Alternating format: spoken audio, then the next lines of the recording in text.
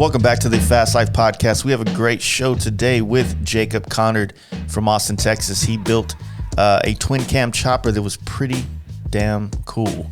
It's for the People's Champ competition, which is something that Built Well puts on to allow young builders or new builders to get into the Born Free competition. So it's a really awesome deal, and you guys should check out this podcast and then go vote for him when you get done. And it's a good show. Before we get into it, though, you guys need to know about Simpson Motorcycle Helmets. They are the helmet that I wear every day when I get on my bike. They've been great friends of mine for years. They make a great product, and I love painting them. That's just why I like them. I guess it's not much of an advertisement, but anyway, check them out, SimpsonMotorcycleHelmets.com and Simpson Motorcycle Helmets on the gram. You can catch the Thundermax team over at Black Hills Harley-Davidson during the 81st Sturgis Rally. They will be installing Thundermax ECMs, M8 cooling fans for touring models, and iRide rear suspension systems. They are offering free installs, and yes, you can name drop our Fast Life offer code in person, which will save you 10%. Our code is always accepted on shoptmax.com, so no worries if you're not making Sturgis this year. And while you're at it, give these guys a follow on Instagram at ThundermaxEFI. While in Sturgis, you can slide over to the Big Engine Bar at the Buffalo Chip, where you can pick up the all-new Lexan G16. You guys have heard all about the amazing features this unit has, like Bluetooth 5.0, music sharing, and up to 16 rider comm system. You can go to their website, lexan-moto.com, or better yet, go see them in Sturgis at the Buffalo Chip and drop the Fast Life offer code online or in person to get yourself 15% off your entire order. Joining the Lexan family is a smart move in 2021, and you're not going to find another Bluetooth headset company that can touch Lexan's customer service or match their overall support for our motorcycle scene. Damn straight. While in Sturgis, stop by and see our friends at Electric Lighting Co. They will be set up at the JP Cycles in Sturgis off Lozelle Street. They will have a fully interactive display so you can see in person the electric lighting difference. They will be offering free installs on most Electric Lighting and Badlands products purchased at the rally. If you drop our name Fast Life with your purchase of $75 or more, they will be giving away a free t-shirt while supplies last. Find out more about Electric Lighting Co. by visiting namscustomcycleproducts.com and giving them a follow on Instagram at Electric Lighting Co. You can catch the S&S Cycles team at Black Hills Harley-Davidson, where you'll be able to buy and have installed a handful of their products. Stop by, tell them you heard about them on the Fast Life podcast, shake their hand, grab some swag, and don't forget to follow these guys on Instagram at SS Cycle and check out their products on their website, sscycle.com. A lot of great stuff to get your motorcycle performing at its peak ability. Is that a word? Anyway, check them out. Great guys, and looking forward to doing more with those guys in the future. Once again, this show is with Jacob Conard. He built a really kick-ass twin cam chopper. His last year's entry was a Sportster that was also equally sick. So you guys check him out. Hope you enjoy this podcast. If you want to watch the video version, it is on our YouTube. You can check that out at any time, or just enjoy this one right here. So let's get into it with Jacob. Here we go. Hey guys, you ready to let the dogs out? Fast Life Podcast. I didn't know how long it would be because we didn't have AC at first. Yeah. And it was because we built it in January, and then we didn't have AC until May. Mm-hmm. Barely made it, dude. Like it would have been in here melting, dude, too. That heat so just hot. rising up through the floor. It was ridiculous. Well, cool. Thank you for driving up here, man. Cool. Thanks, man. No problem. Yeah. Yeah, I saw your bike coming together over the last probably month and a half, 2 months maybe. Mm-hmm. Saw the frame coming together, and then when the paint got delivered, basically, and started seeing it come together, that's when I was like, fuck, this thing is like sick as fuck. Right? And then you did the podcast with the Low Life? Low Life, yeah. Yeah. Great podcast, and it gave me everything I needed to talk about, right? So I want to thank those guys for that. Yeah. But yeah, man, that bike came together really sick, man. Thanks, man. It was been a fucking whirlwind of 6 months. Yeah. So, you built it for the People's Champ, right? So last year's People's Champ build was the Sportster. Yeah. And then how, I've talked to other people that were part of it last year, and it just got so messed up through COVID. Like, how was it for you in that process? Because it started out before, like, I think we started in like October, and everything. I mean, obviously, it was fucking normal. Yeah. And honestly, it felt normal for me because I didn't make it past the first vote even. So like I was already out of it by the time everyone was still going on and the pandemic hit, and I just kept working on the bike and finishing it just out of like spite and like, you know, like fuck you, I'm still going to finish this, you know? And yeah, it didn't even feel that weird. Had anybody else ever really pushed to do a Sportster chopper for the People's Champ, or was that? I know no Sportster has ever made it to finals during People's Champ, and the person that I think got the closest was Hawk. Lachey? Yeah, from Vintage Technologies. But he did like an iron head. Yeah, that dude's always making some crazy shit though. So. Yeah, but he had like both heads turned, going out the other way. It was that dyslexia bike. So everything was backwards. Like everything you can think of was backwards. Yeah. On purpose. Yeah. And he didn't even make it. But then he became an invited builder. So it's kind of like...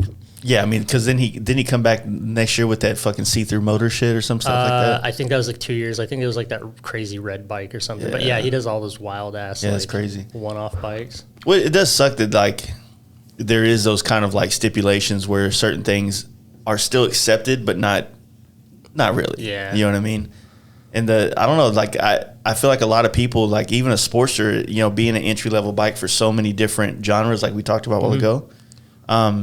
It seems like a good entry level for someone that wants to try to the whole hardtailing, maybe even fabricating. It's like the mini truck of the fabrication world, right? Yeah. You know what I mean? Like you can cut your teeth on a lot of things on that. Oh, yeah. That was the first bike I ever built.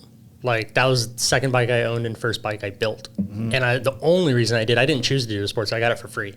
Yeah. It was like wrecked and flooded. The motor had barnacles stuck on it from the hurricane in Houston. Like it was trashed. But Buddy was just like, hey, you want this thing? And I was like, no, I'll take it, I guess. Fuck, like he kind of forced it on me.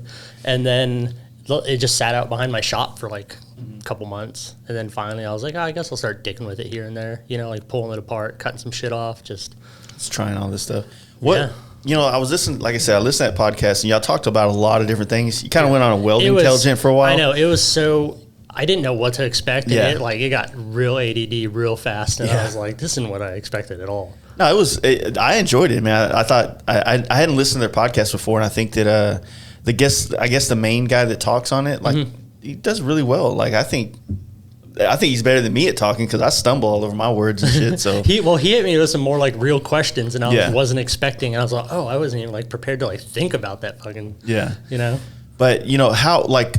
Knowing where I got where you're from, which is up north, Wisconsin. No, I'm actually from San Antonio. Okay, that's right. I was born down there. But so, what was like the catalyst that pushed you to want to even get into welding? Was it welding that evolved into? It was just like hanging out with like redneck friends doing like off road shit. That's right. I remember that part now. Yeah, it really was just that. Like we would all be like hanging out in people's garages and like cutting the tops off trucks and putting roll cages and things and like lifting them and just, you know, like there's tons of like dry limestone creek beds in San Antonio, and like that's all we would fucking do. And you break shit, just go back out, go mudding, just all that typical shit.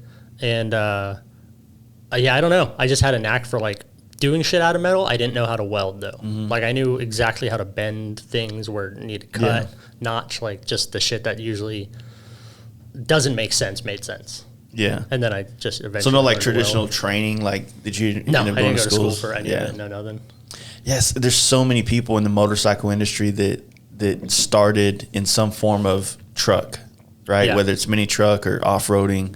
There's just so much welding that's involved with that, you know what I mean? Yeah. Like, and I'd imagine like you really get a lot of hours behind a torch, you know, doing suspension on either putting in the air or on the ground, you know, one way or another. Especially if it's like a tube chassis or anything like that, you got to think like even if it's a 1-inch tube, there's a little over 3 inches of weld to do on that 1-inch round tube. Yeah. So if you're doing like 10 of those joints, you know, that's over 30 inches, and like that's actually a lot. Yeah. You know, like you'll find a rhythm.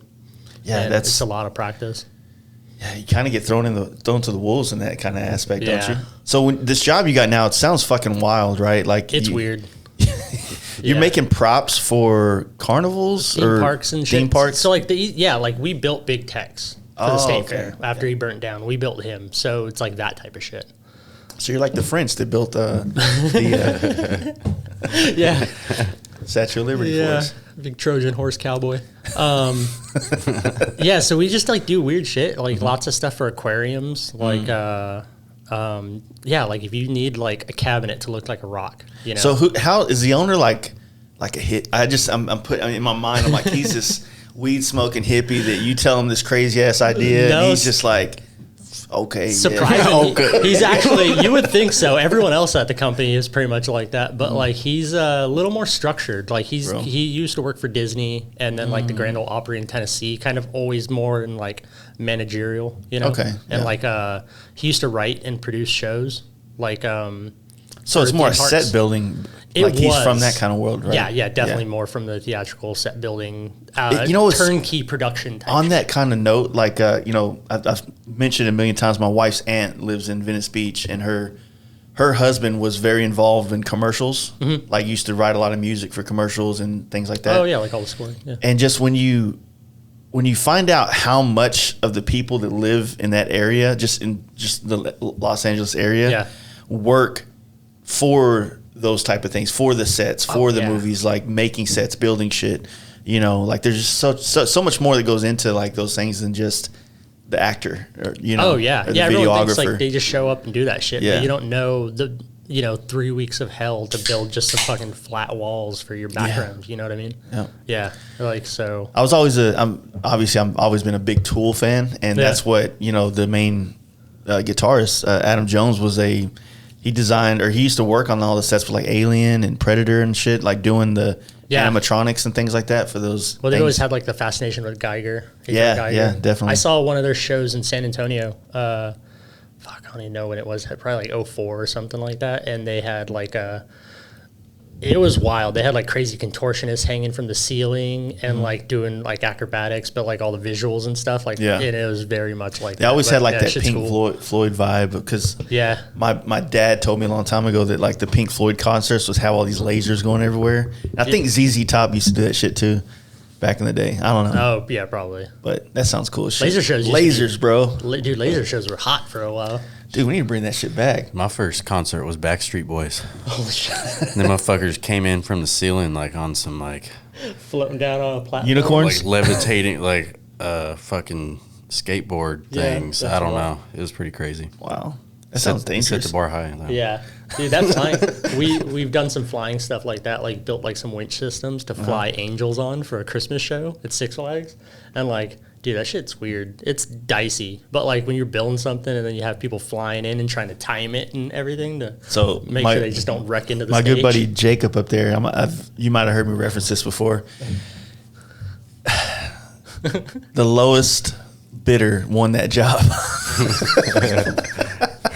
You're trusting some angel, and whether that's usually the deal, right? It's like, hey, we need this set built, and then you came in $5,000 cheaper than the other people, so we chose you, and it's like, that's who you put people's lives on. It's dicey.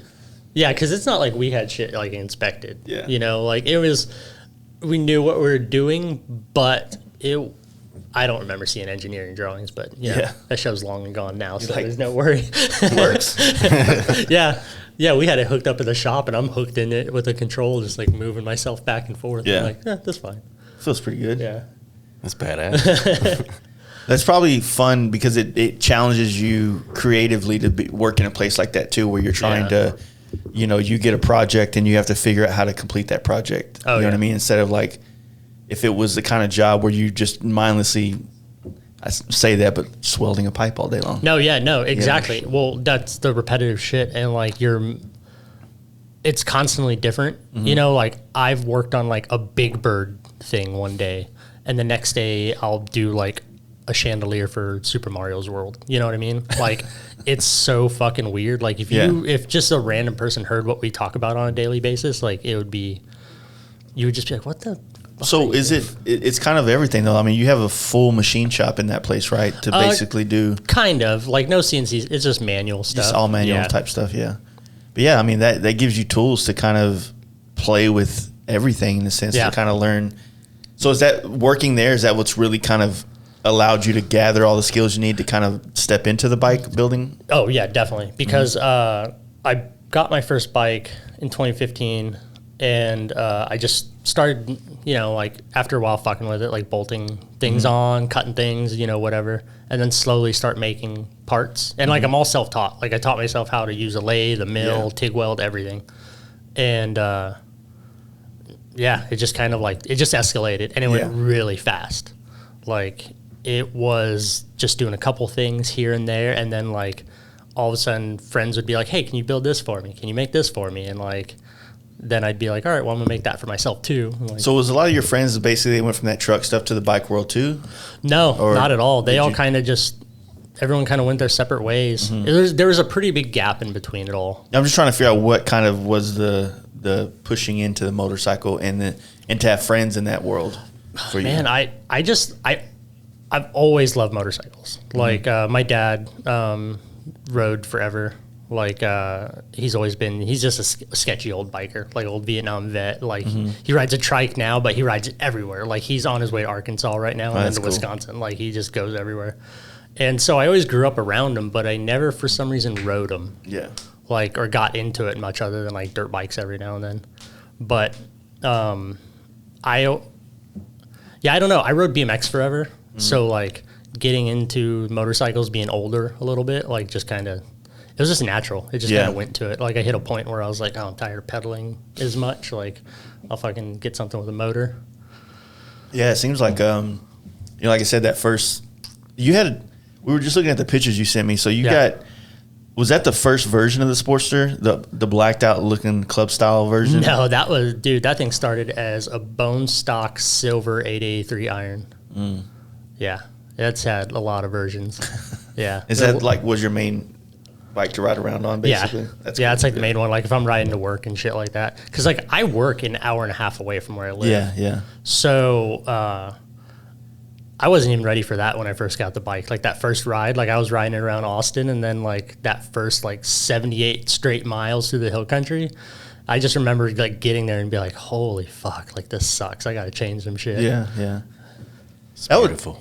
Yeah, it's great, but like, it definitely forced some changes. So what part of Austin do you live in? Like South Congress and Slaughter. Yeah. And then you're where the shop is what? It's near Bernie. So more towards I-10, like Comfort area. Way down there. Yeah, it's far. It's like, that's far as fuck, dude. Yeah, it's 78 miles one way.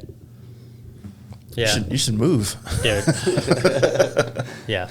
You leave that trendy ass place you live alone and go back to the. Yeah, if my wife didn't have more of a big girl job than me, I probably would have by now. Oh, there you go. That's why we ended up in Austin anyway. Dude, if I had that, I'd be riding 78 miles to work right now. Yeah. But plus, like. How is it down there right now in South Congress? Is that, because I heard that's a lot where the encampments are starting to kind of pop up on like 290 and shit. Yeah, dude. Yeah, like 290, like Ben White and all that area. It's like under the bridges. There's just camps, but it's not bad on South Congress. Like I don't know if it's just because all the businesses and shit. They keep it a little more clear. Are you north of 290 or south of 290? South of 290. Okay. Yeah. That's cool. I would figure like they would be closer towards downtown. I'm like almost right across the highway from Cowboy Harley Davidson. Oh, okay. So like down in that area. So it's real easy to get out in every direction. Not too far from my Little Darling and all that shit. No, I could like damn near throw something at Little Darling from where we live. Yeah. It's a good little spot. But yeah, that I don't know, man. That's a cool little bike.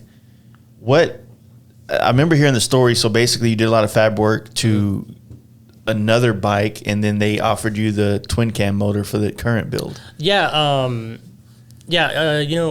Todd? Mm-hmm. Yeah, he brought, just became friends with him, and just through like random shit, he would just like see stuff I was doing and just like, hey, I have this FXR. I'm in the oil field all the damn time. I have no time to finish it, work on it. Like, you want to do it? Yeah. And then I was like, yeah, sure. Like, bring it in, like just brought me all the shit he had and just kind of dropped it off. And you were doing a twin cam on that, right? Yeah, he twin cam swapped it, so he needed like the whole I think it's Ramjet makes like the twin cam swap shit for it all. Yeah, and so he just needed all that put in and then like clean up some other stuff, machine some shit, blah blah blah, and then from fucking with it and like pulling the motor out and just kind of like, I was like, dude, this thing's so simple. Yeah. It just didn't need an oil tank, you know, like has that pan, and then just how it mounts, you know, it's so simple. Like it was like a giant Sportster, like just like the front and rear top motor mount.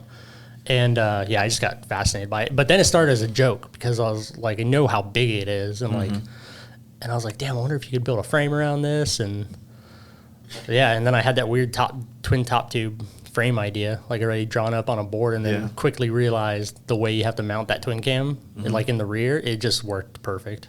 Yeah, I never, thought about, just like using the rear swing arm mount as just a motor mount. Yeah. And then just, making I don't know what the fabrication term is for hard mount. It's a hardtail, right? Yeah, it's That's the word I was looking for. Yeah, it's just weird because normally when people are like, oh, you hardtailed it, it's like a kit you chopped off. Yeah. You chopped off the back and put it on. But it is weird. Like, I'm like, what do I call it? Like, I built the frame, but it's not like a hardtail kit. Like, it's a hardtail bike, but yeah, it's far from. Man, there's like, I've talked about it a lot, but, like the Al Emerson FXR he's been building. Yeah. Dude. Yeah. It's like I want that so bad, but I don't want. I've never really let somebody like build something for me. Does that make sense? No, it may. And not that I don't trust people to do it. It's just one of those things. Like I've never really been a customer. You know what I mean? I've had friends help me out with millions of things, but like if I was to be like, hey man, turn this into that, and like I'm so controlling. You're relinquishing a large amount of power with and then it's like there's this role that you have to play with, a fabricator in a sense, or a builder, that you have to let them build what they build. And it's almost disrespectful to come to another builder and go, hey, I know you don't do this, but build it like that guy did it. Yeah. You know what I mean? Yeah, because that's almost insulting to be like someone coming to you, be like, hey, paint it like this. Like you've talked about that a bunch. Dude, You're like, yo, this is Schultz work, man. I love this guy, man. Can you think you could do it? I was like, dude, why don't you just call Schultz? Just call that motherfucker. Yeah. Like, why are you talking to me then? Yeah. But then, as crazy as it is, it's like the hypocritic thing is that like I expect a lot of my customers to have to wait until I have the availability to do something, but I don't ever want to wait for shit. Yeah, that's my thing. That's what led me to making so much stuff and like doing all my own shit. Is just I hate, like, I like that I can rely on people and the people I find that I can rely on, but I hate having to rely on them for it. So I'd much rather just. It'd be like different if like, say I lived in Iowa right down the street from his shop and we were friends, and you know what I mean? But like just straight, which I don't have a problem paying anybody to do anything for me, but just to hand it off. There's a thing that I think customers become through a little bit of effort, like a real kind of inner circle friendship with the builder or painter. That I think that you have to knock down a couple barriers to get to that, but when you do, I feel like that's the place you want to be as a customer, because you're going to get a lot more attention. You have a lot more of an understanding of who's doing the work, and you don't get like those, it's in the mail or that kind of shit. You know, it's like, hey man, I know this is what you want to hear. You get honesty is what you get. Yeah. Because they feel comfortable with you to tell you what's really going on, so that you're not kind of left in the blue. Because I know a lot of people get, especially painters, I think y'all said it too. It's like, it's tough, man, because Sax can probably attest to some of this stuff. It's like, if we said, we're going to paint your bike black on Monday, it'll be ready Tuesday. There's 5 million things that could go wrong between Monday and Tuesday, to where it's just not possible. Yeah. And then you multiply that by, well, now we're out of this color. All right, call the paint store. There's none in town, right? So now, we live on this side of town, so now they got to go to the other side of town to get it, to come back here. So next thing you know, it's 1 a.m. and we're painting it. Well, there's no way you can take it tomorrow because it's not dry. Yeah. So there's so many things that goes into paint that it's just kind of like, it's really hard and disingenuous to give somebody an exact deadline. You know what I mean? Like sometimes you get away, you can do things like when I painted that bagger originally, I did it in a week, right? Yeah, that's insane. I spent a week preparing to get it done in a week. Yeah. And then I still had issues, but those issues were issues that I was okay with because it was my bike. You know what I mean? I spent like a week preparing my frame to paint it myself. Yeah. Like it was terrible. Like it took like 10 minutes to actually paint it probably. And then all the rest was just like the prep and gathering all the shit. Like Yeah. So do you like the aspect of like really trying to learn every aspect of the process? Yeah, I like it. It's rewarding. Even if I'm not great at it, I like doing it to understand it. Yeah. Like, because then if I did put a paint project off on someone, like if I brought something to you, be like, hey, paint it, I know what you're dealing with. And so I can relate a little more. And like, I won't give you shit about it. Yeah. Like, you just understand someone's time more. Yeah, that's what I said. Like once you get into that kind of, I hate to use the word inner circle, but you get to be more honest with each other and everybody. And like the guy that just bought my bike, that dude dropped his Dyna, or he sent me his Dyna he was supposed to send it right in March, but then we had to back up because of the snow. Mm-hmm. So I was like, hey man, push off till April. And then I tell everybody the reason why we don't really take a lot of bike projects in the summertime is because we travel a lot. Yeah, you want to do shit. So we had the camp out. Then May is like, honeydew month for me because that's our anniversary or birthday. And then we go to Maine last month, and then you got like this stretch that we're in now before Sturgis. And then after Sturgis, things start to wind back down to where you have like 2 months of not going anywhere. Yeah. Right now, it's like we're here for 2 weeks, then we're gone. Then we're here for 4 weeks, and we're gone.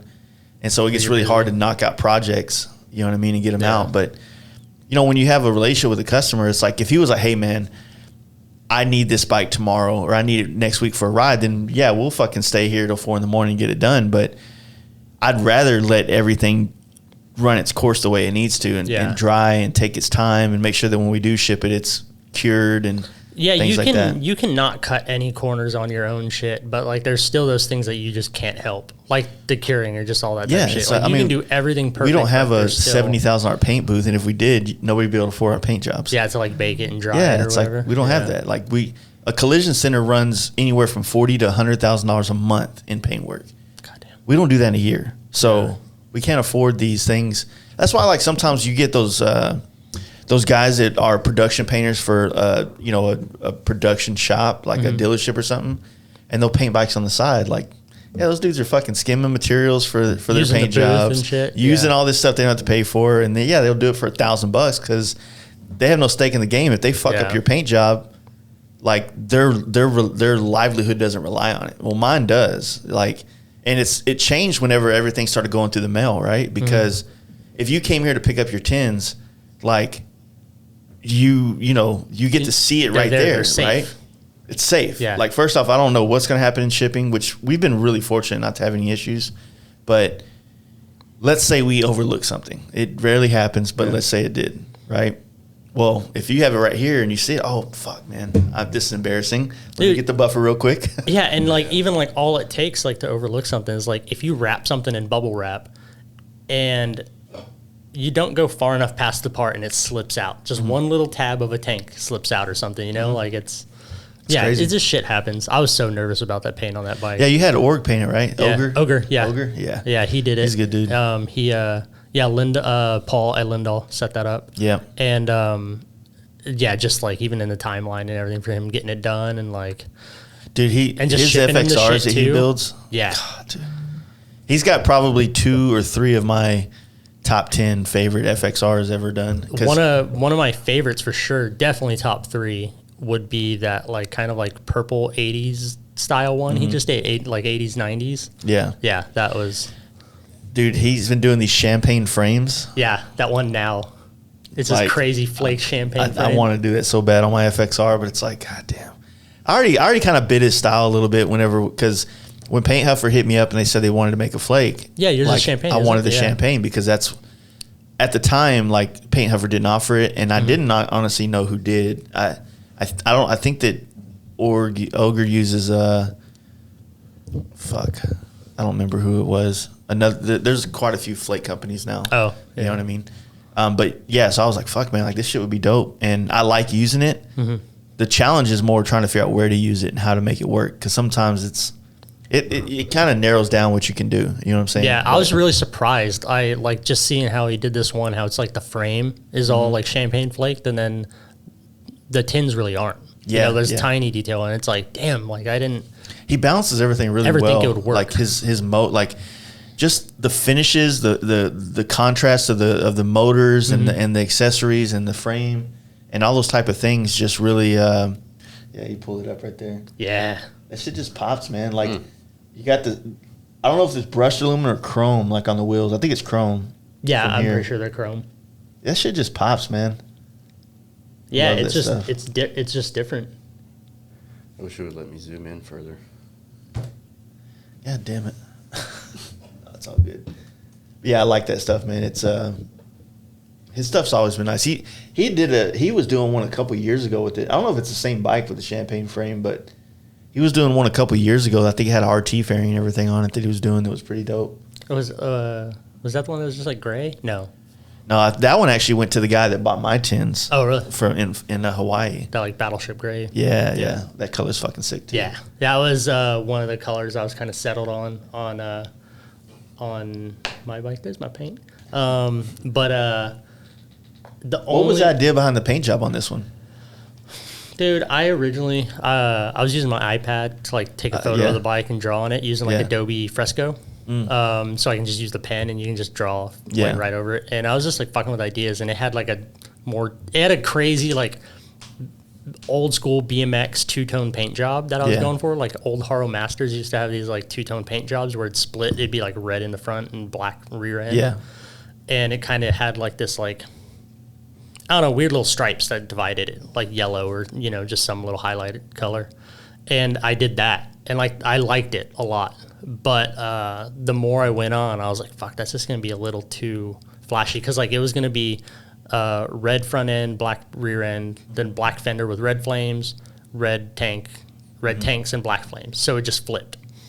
And it like on the iPad and shit looked great. But then I just like, the more and more it went on, the bike's not flashy, I guess. Yeah. Like I didn't want to draw like a lot of attention to the more attention to the paint than like all the work put into it, I guess. Yeah. So, and I don't know, I'm kind of just like more basic. I get tired of colors too. Like it just throughout history, like I'll always just go back to something neutral or basic, I'm the same way. Yeah. Yeah. And so I just started playing with it, and I was like, oh, this is like an off-the-wall kind of one, like oddly enough, I didn't realize it, but I had like a dealer plate from Cowboy, and it has the orange 3 stripes on it, like just kind of like travels across a little pattern, and it hangs in my toolbox, like in the lid of it, and I get like not even realizing it really, like until after I sent him the idea, and I was like, oh shit, that's where it was just orange and red, like the original idea. No, the one that like I didn't see the tank. Oh, the one I used. It's like a black base, has like a 1-inch band of black. Like the underside of the tank is like black, and like up the side of it's about like an inch is black, and then 2 orange stripes, and then like this like a galaxy metallic gray kind of. Yeah. Galaxy gray is the shit. Yeah, Ogre actually sent me that color, and I use it a lot. I use it a lot on things. Because we're kind of doing the paint nerd talk like you did the fab stuff. See, I love it because I don't know a lot about it, but I like the artistic side of it. I like what you can do with it. So Galaxy Gray is one of those colors that if you put it underneath colors, you get badass outcomes that aren't common. So my goldish brown, that's Galaxy Gray underneath it with candy gold over it. And it makes it kind of flop from more of a gold color to more of a reddish brown color. And that's basically the same thing with Galaxy Gray. It has a lot of silver metallic in it. Yeah. With a little bit of, black and things like that kind of give it that gray hue. Well, yeah, I catch it in certain light and it'll look a little more brown too. Yep. And I'm like, oh, that's different. I was like, it's just unexpected. But that's the shit I like is hearing all those little tricks. Like, you can put that under that trans gold. Yeah. So, if you look at House of Color, they have like 10 or 15 of their what they call like their base colors that you use underneath candies, and you get different shades underneath a lot of them. It's like one of the badass ways to get a root beer color is to use purple base color and candy orange. That makes sense. Yeah. Top coat, and it gives you a really warm root beer look. You know what I'm saying? So there's a lot more you can do with it. And it's kind of like when everybody comes to the painter and goes, man, I want to do something different nobody's ever done. And then you show them those colors, and then you got these little swatches that are this big. Yeah. Like, that looks like shit. You know what I mean? But that's the colors nobody does because it's hard to see it in that light. Yeah. And then figure out how to do graphics and color coordinate it with the rest of the bike. But when you do and you pull it off, like, I'm pretty proud of my bike and the way it looks. Yeah, hell yeah. And that's a very unused color ever. You know what I mean? Like, I guarantee you, there's probably nobody else in the bike world with that color. You know? Yeah, it's different. It definitely stands out. But you know, whatever. Yeah. And then like so as I went on too, like with the paint shit, like that idea, like the bike's more hot rod, you know, like it reminds me of that, like because it's got a big ass motor that shouldn't be in that thing. And what then, size were tires on there?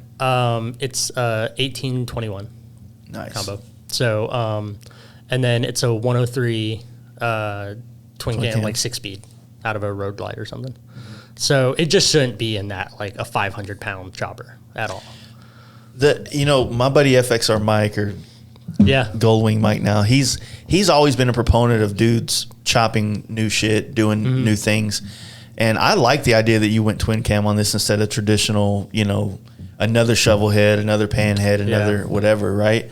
It at some point, like, that shit gets boring to me. You know what I mean? Like seeing the same thing done, or the kit, right? It's like this frame and this wassail tank, or I'm just fucking it seems so hard for people to like break away and do something new, because like if all you do is look and you see that shit all the time, it's kind of like what you're gonna do without knowing it, like it's gonna be what you're into.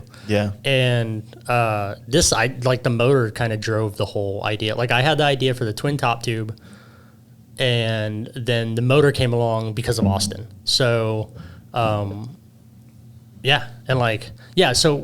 I was finishing his bike, he was like, hey, I just got this motor. Like, I'll just trade it to you if you want to do it. And I was like, all right, whatever. Like, I just kind of like, I was like, well, let me think about it. And then I got the idea to enter People's Champ this year. And I was like, well, let me see if I get in. If I get in, I'll just trade you for all the work or whatever. And then, I made it in off just some fucking Adobe illustrations. That's good. I had nothing. I didn't even have the motor in my hands. So last year was the first year that is it Lowbrow or Builtwell? Yeah. Okay, so Builtwell took it over from Show Class, right? And then they had their issues last year, I guess, because of the pandemic. Yeah, because so I think this year they're actually doing last year's and this year's together. They announced the winner last year. They just did it all online, and it felt like it kind of went real under the radar. I think because everything got delayed. It was like put off. They didn't know if the show was happening. And then they finally just had to say fuck it and call it and like just announce the winner. And so I think they'll be showing the bikes. Okay. For anyone that like obviously wants to show up. I don't know what everyone's doing now, but so they'll be showing them. I know Cooks, Fish is bringing his out from Florida, and that brings me. I wanted to ask you this because other than that show, like where do you take a bike like yours to show it off now? I don't even know. Like I didn't even think that far through. Like I just was. Because I remember, in that podcast you did with them, you were talking about how like the love for building is really kind of taken over the motorcycle part of your life. And it's like, well, what's the means to the end of that? Or for better yet, like where is the big dance at for that build or for that thing? Or do you have to make it up like this is for this or this is for that kind of thing? No, I think I would do it anyway. This just kind of came up and it was like the challenge. Like I said, it was like if I make it to this step, I'll do this, and then I make it there, like levels in a video game. Like I was treating it like that.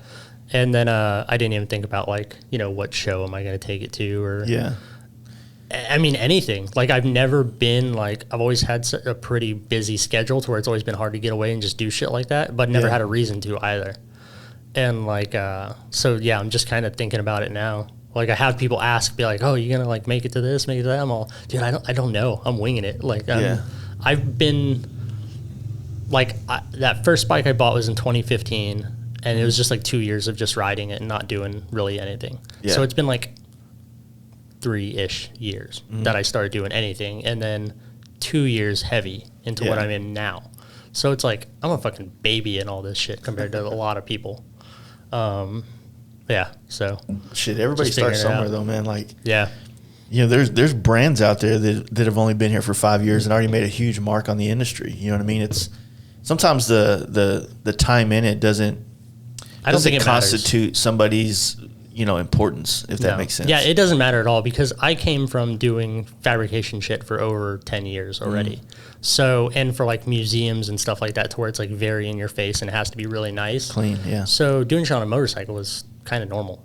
Yeah, and you were talking about how like on some of the builds that you would see, and I see this too, that because we see so many things on the internet now and not in person, when you finally see it in person, you're like, oh shit, like that camera hides a lot. You know what I mean? So yeah, you can't see how shitty that weld is on that sissy bar or something like that. Yeah, I see a lot of that. Yeah, there's I think for even like, to relate, I mean, same thing for us painters. And that's why, like, not to say that I'm like, have always been perfect at everything I've done, but you start to see like other jobs that you thought were like, you were aspiring to be there. Right. Yeah. And then you see it in person, you're like, oh shit, like I'm, quality wise, I'm way past this. But then I realized, okay, like people are doing that to me now. So I want them to, not saying I'm perfect, but I want to try my best to make sure that when someone sees one of my jobs, on the other side of the country, like that they walk up and go, damn, that's as good as I thought it was online. Yeah. Yeah. My goal is always to not like have someone walk up to it and not be able to poke holes in it. Yeah. You know what I mean? Yeah. Like not be like, oh, this bolt, or just, nitpick on shit because they always try to find something. So I always try to like, so far I've tried to make it where you can't really do that. Yeah. You know what I mean? Yeah, the bolts, like if all you can do is be like, oh, it's a fucking Sportster. It's like, yeah, that's literally all you have. Like, good luck. You said something on that podcast too that like my argument not using ARP bolts, you destroyed it. Because the wrench size. I have heard you say that before. Yeah. Oh, dude, there's like 3 wrenches for I didn't all know of them. that. I didn't realize that you could probably knock it out with 3 or 4 sockets and a couple wrenches and you can get to everything. But yeah, I always would like just do the Allen heads because I feel like I had a little Allen head kit and I can get to everything. But yeah, I think like size wise that does work. I mean, there's like on the twin cam bike I did, like there's definitely some Allens I couldn't get rid of. Yeah. That, like the parts are already machined and just I couldn't re-counterbore them and shit that, but I just like using them. I don't know. They're nice looking. So fucking nice, dude. And they're just strong, so you don't have to work. Like they're great for like exhaust studs and weird shit like that where things will break. Like they're just, it's like the strongest bolt you can get. It really is one of those like, one of the shops up here, Daryl's Custom Cycles, he's always done the same things. Even like on, your big wheel bagger days, right? Just bolting all these parts on and shit. Same thing we do on performance baggers. Like those bolts really make a difference. But I've also seen like when people do the black ones, they tend to rust. Yeah, because the black ones are just chrome. They're like a chromo mix, like chromoly mixture, and they're just black oxide. They make black oxide stainless, but they're not in all the sizes. Oh, okay. I've gone down the fucking rabbit hole to find out what. Yeah, I figured that's why I bring it up to you. Yeah, yeah. It's just that was a fucking, I don't know. That was a whole rabbit hole I should have never went down. It's so nice though, dude. That's the Sportster chopper. I shaved every logo off every ARP bolt. Like I shaved it like on the lathe and then repolished everything. And like it started with like one bolt, and I just remember holding them in my hands, and I was like, "What the fuck did you just do?" Yeah. And like threw out the motor, everything, because that thing was so trashed. I had to replace all the hardware anyway, so it wasn't like, I don't know. Yeah, I mean that's one of the final touches on bikes that I think that gets overlooked a lot. And once you realize how much it costs in the long run, because I think you were trying to relay that in that podcast, where it was like, yo, this bolt's $2. Okay, well you don't realize that you need 40 quarter 20 bolts in like this general area. Yeah, or you need, the ones that are $7, you need 20 of them. Yep. You know what I mean? Like that shit adds up, and next thing you know, you got $1,500 in bolts, like quickly. Yeah, there's like 13 bolts on a primary. So like if they're, depending on the length, like $250 or more for that 1/4-inch bolt. Yeah. That shit racks up fast. Yeah, it ends up being like $100. I think they sell them as kits in a lot of. Yeah, but man, as much as I love the companies that sell the kits and shit like that, like the shops or companies, like the kits are really overpriced. Like you can source the bolts individually. So basically, what you're doing with the kit is you're paying for the sourcing of somebody else.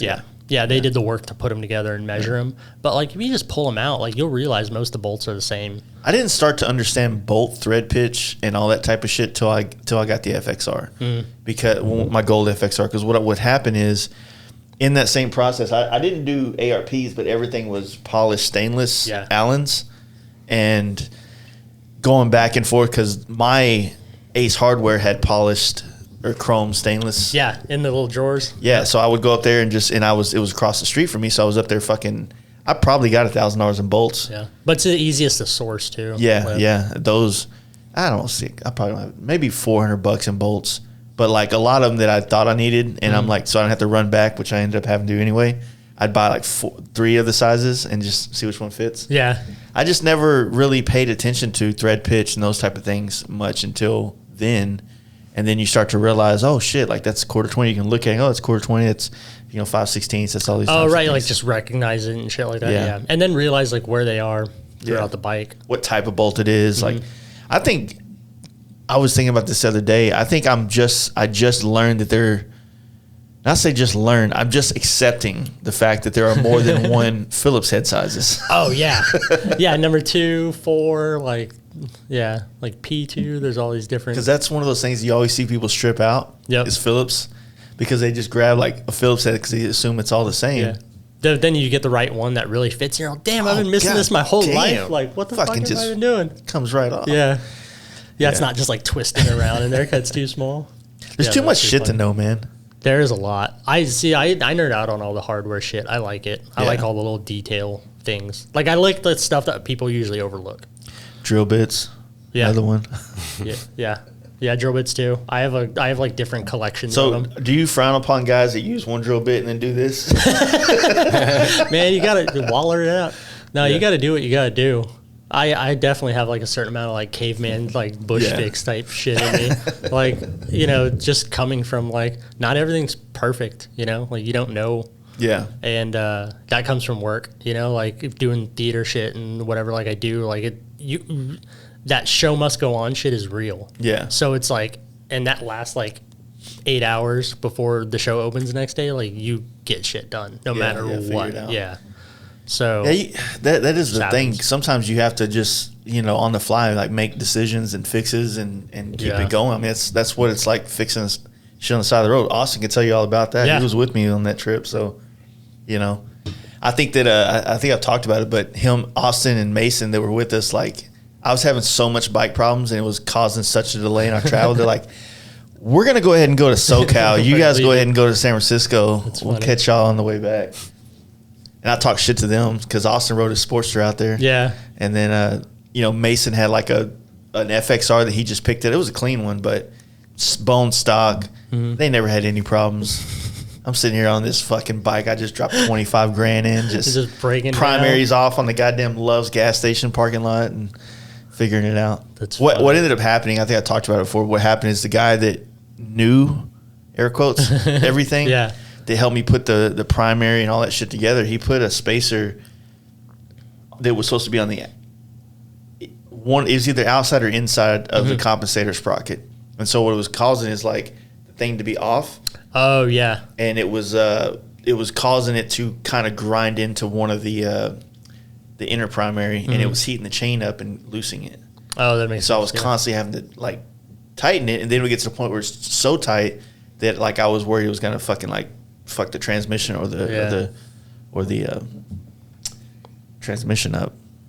Well, yeah, it just like screw up that like rear main bearing or whatever, like the main shaft bearing. Fortunately, we got it up to NorCal, took it all off in my friend's shop, and he's like, "Yeah, dude, this is your problem right here." And flipped it. I was like, "That mother." This is the one thing I didn't do on the bike. When on that twin cam, like, because I like just learning by just getting into doing shit. Like I don't like have like no shame around reading a manual or something. Like I'm not pretend to be some like fucking tough know-it-all dude. Like I'll just I downloaded a Haynes manual on my iPad and like let's do this shit. And so I took the primary apart that way. But when I was taking apart the compensator on it, it was the first time seeing one of those. Yeah, I was like, oh, there's a lot of parts. So I immediately just kept it all in one bundle, zip tied it together, and put it in a box. I was like, that way I can't even fuck it up. That's the way to do it. No man. way. Yeah, this shit gets complicated, man, and I still don't have like twin cams. That was like one of the first bikes I owned. First bike was a Sportster, but the second one was twin cam Road Glide. Mm-hmm.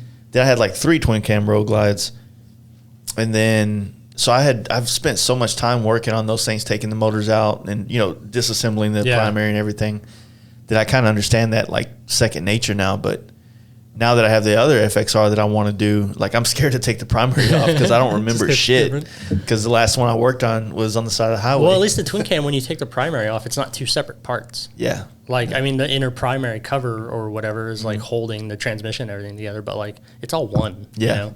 That's why it's like a third. So primary, transmission, and then motor. Yeah. And the other thing about the FXRs is where you have to line shit up. So, you know, you have play between the transmission and the motor. Right. And then that affects the seals between the transmission and the primary. And that's why you see so many, you know, primary leaks and shit on these things because things aren't aligned correctly. Yeah. And it ain't like a twin cam where everything's got like Legos. Like they got fucking, what are these things called? Where you put the primary on, it's got the little... the little locating pins. Pins on everything. It's like... She goes my twin cam, even though it's chopper, it doesn't leak a fucking drop of oil. Yeah. It's nice and dry. I was scared too. So you're into making choppers that work. Yeah, I really do like functional shit. Like, I don't know why. Like, I love old crusty choppers too. Like, I'll sit there and stare at them. I like them. Yeah. It's just, I like things more clean naturally though. Like, even like, as far as like dirty, clean, like just I want it man-made dirty or purpose dirty. Yeah, like if it's gonna like patina. Painted. Yeah, like if it's gonna be broken in, like because it's like used, kind of, you know. But that is coming from someone that has like a fake patina, you know, Sportster paint job on that chopper. But that was, you know, that was different. Yeah, I think it makes sense, but I feel like a lot of this stuff is like kind of feeds back into that chopper era from like the early 2000s where these things were super clean and